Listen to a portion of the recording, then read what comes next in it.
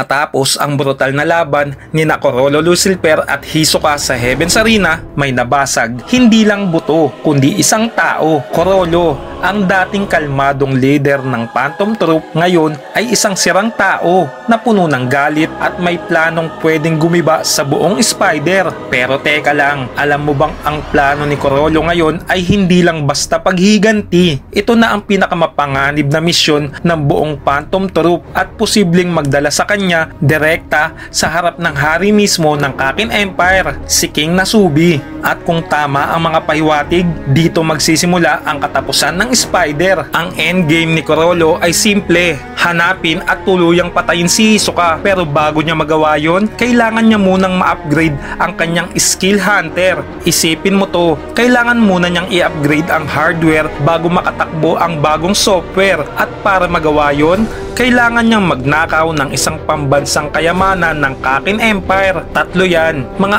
artifacts na nagpapatakbo ng buong Succession Contest: ang Ritual Base, ang Divine Mummy at ang Sword of Succession. At ang nakakatakot dito, naniniwala si Kurolo na nasa Tier 1 ang lahat ng to, ang pinakabawal, pinakasagrado at pinaka-dangerous na lugar sa buong barko. Ibig sabihin, papasok siya mismo sa libingan ng mga prinsipe ng Kakin. At kung titignan mo ang meta level, parang binabagtas na rin ni Kurolo ang sarili niyang libingan. Ngayon, pansinin mo to, habang papalapit siya sa layunin niya, mas lalo siyang kinakain ng dalawang emosyon, ang galit at ang pagnanais ng kontrol. Sabi nga niya mismo, hindi dapat ako mainip pero ayoko ding maghintay magpakailanman. Ito na ang internal war ni Kurolo. Gusto niyang gumanti pero alam niyang kapag nagmadali siya, katapusan niya na rin yun. Pero ang mas malupit pa, may ability na nakuha si Kurolo na tinatawag na Love Dial 670, disgusting telephone, parang NEN version ng Tinder. Pero ang twist, bawat tawag niya, posibleng tumatawag din siya sa sarili niyang kapahamakan. Ang gamit niya ngayon sa barko, hanapin ang perfect partner na makakatulong sa kanya makarating sa Tier 1 o baka mismong si Hisoka ang tinutukoy ng kapalaran. Ang irony ba?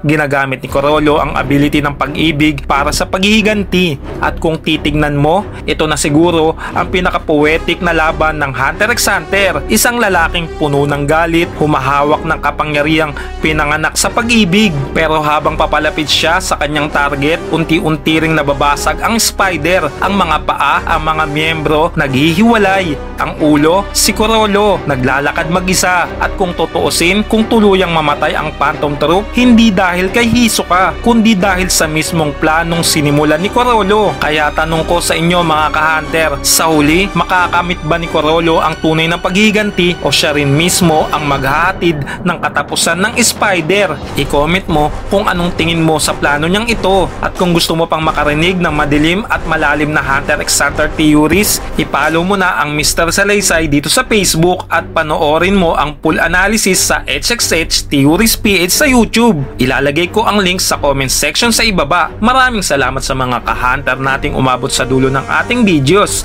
Kita-kits sa mga susunod pa. Hanggang dito na lamang muna sa video na ito at laging maging mausisa dahil tayong lahat ay isang Hunter.